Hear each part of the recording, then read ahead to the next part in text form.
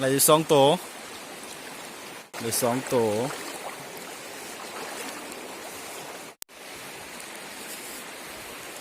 สบายดีพี่น้องสบายดีวันนี้มายามมองน้ำพอ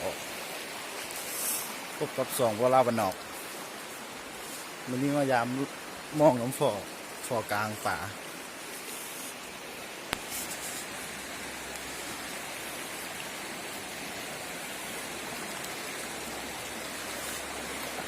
อย่าลืมกดไลค์กดติดตามให้เด้อพี่น้อง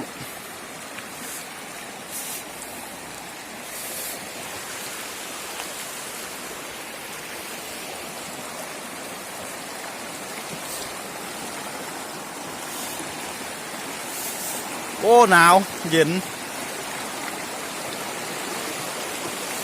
มาแต่เช้าฮะ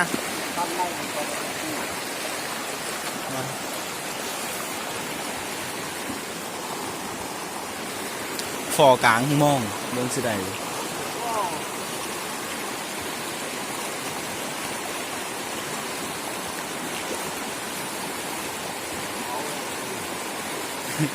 คนหลักคนว่าคนรักล่ะคนว่าของแฮ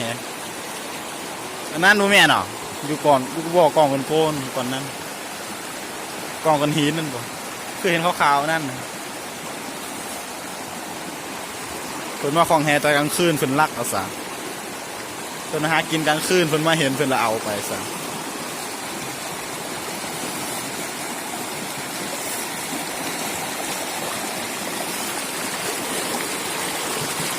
โอ้ไหลมาอยู่พี่บ่ไหลสักโตเป็นหยามกวนมีคนหยามกวน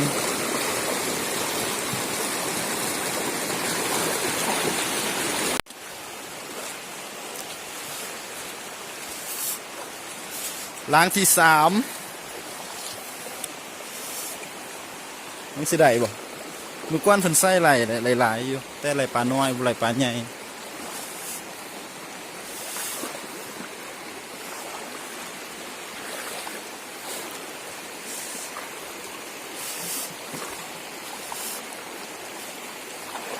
บ่ไหล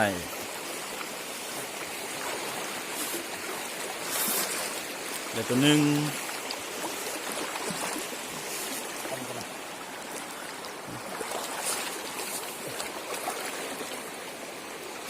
เดี๋ยว2 ตัว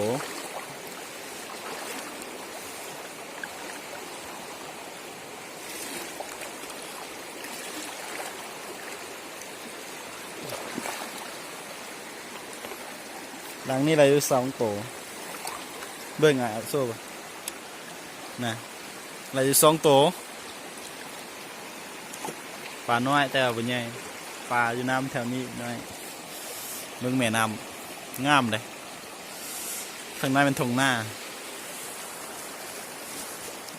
นั่นมันสวน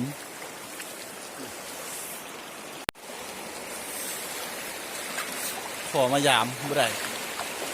มึงยามลังต่อไปสิได้บ่หนาวอากาศมันนี่หนาวมันแข็งหัวฟันหนาวหลายมันนี่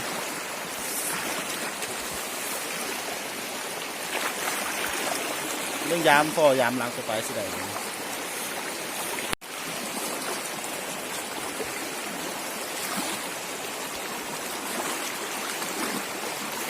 ปรับอาจจะสั้นเนอะแต่น้ำดูมีกองดูมีขากองอย่างมือจับเอา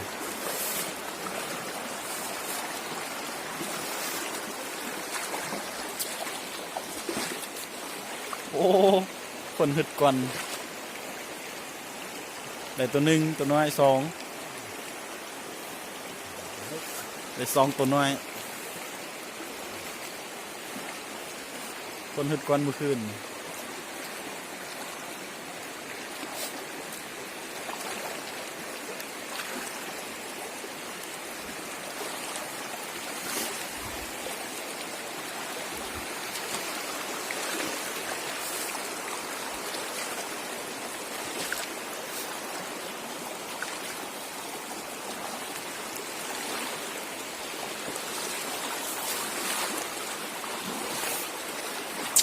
อ้หนาว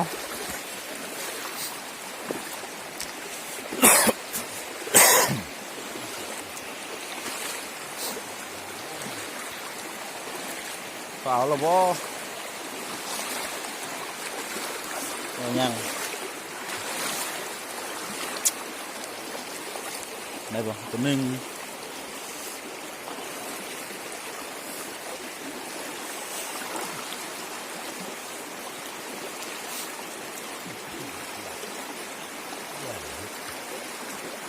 ไอ้ตัวเดียวเบิ่ง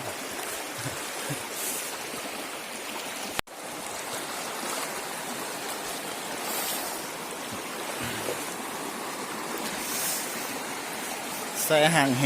ใส่มองน้ำตื่นๆซะได้มาเที่ยว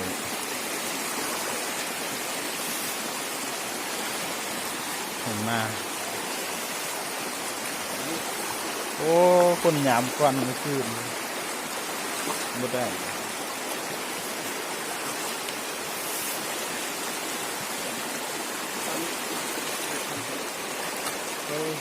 ยังลืมเลยฮะ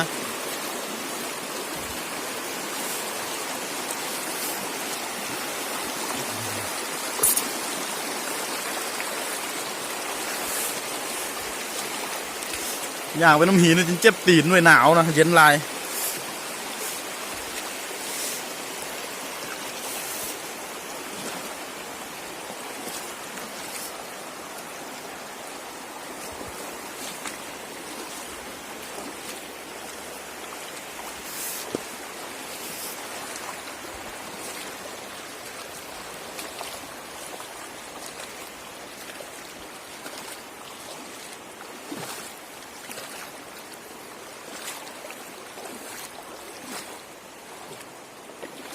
เลยบอกปลาน้อยนึงเลยตัวเดียวมันแห่มองทีเกิน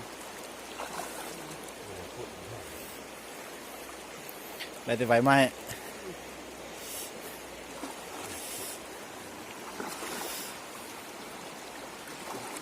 หมดได้ปานบูมาดินแถวนี้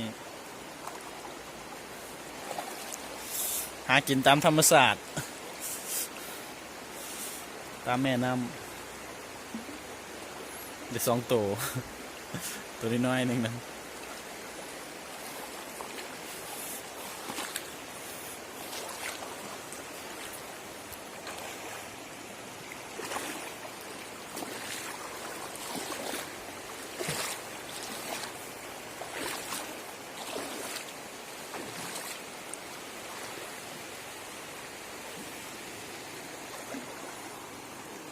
มื้อนี้ท้องฟ้ามีเมฆหลายแต่ก็บ่หนาวหลายทับปานใดเทียบใส่ซุมื้อนะแต่ละมื้อนี่หนาวหลายมีหมอกแต่มื้อนี้ธรรมดาอยู่วันนอกโคตรนอกเลยเด้อบ้านนี้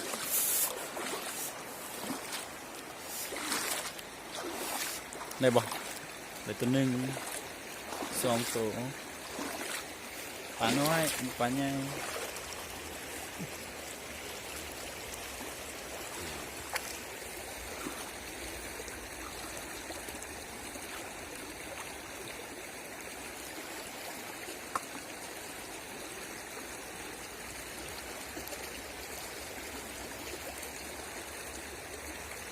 ไอ้เชียดเนาะ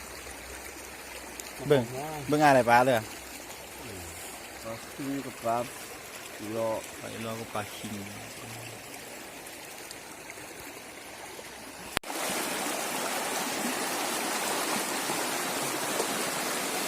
บ่ไหล ปลาบ่ออกว่ะบ่ออกไปดินว่ะ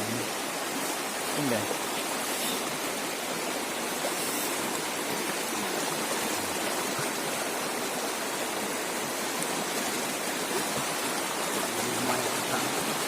ได้หรือไม่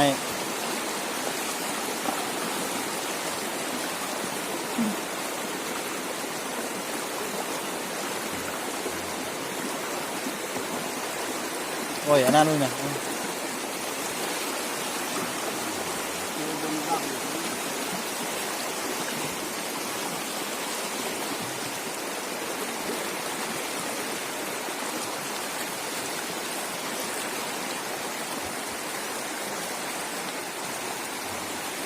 วิธีหาปลาเป็นอีกวิธีหนึงที่เขานิยมเฮ็ดกัน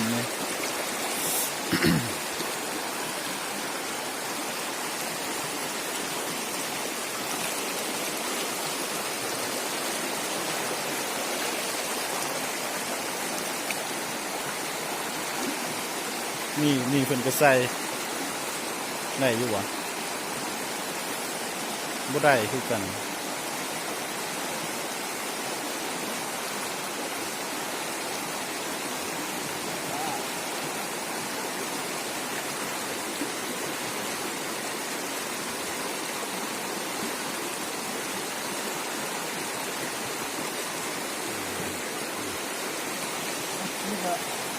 นี่ล่ะ